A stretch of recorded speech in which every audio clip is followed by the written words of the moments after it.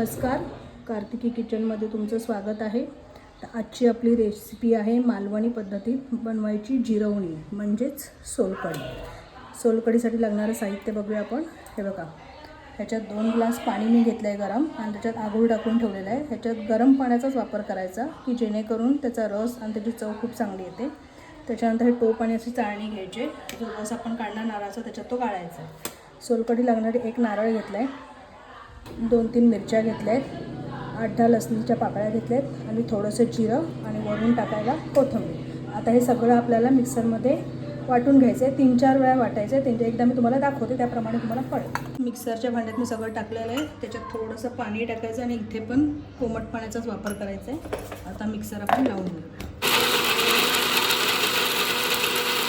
हे बघा, मिक्सरमध्ये काढलेलं आहे मी। आता मी याच्यात काढते आणि व्यवस्थित हे रस काढून घ्यायचा दाबून। हे बघा, अशा प्रकारे हा रस पडणार। अजून 2 ते 3 वेळा आपल्याला हे थोडं थोडं पाणी टाकून वाटून रस गाळून घ्यायचा आहे। हे बघा, 3-4 वेळा मी मिक्सरला फिरवून घेतलेला आहे। हा त्याचाच होता, हा आता काय कामाचा नाही आपल्या।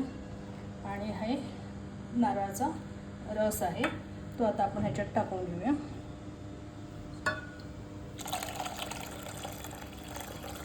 हे बघा, अशी ही आपली सोलकढी तयार आहे। आता ह्याच्यात चवीनुसार मीठ,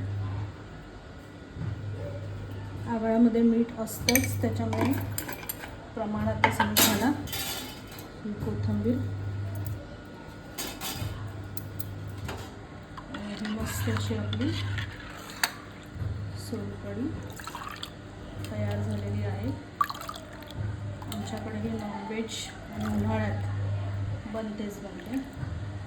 तर तयार आहे आपली ही सोलकढी। चला मग या पटकन प्यायला।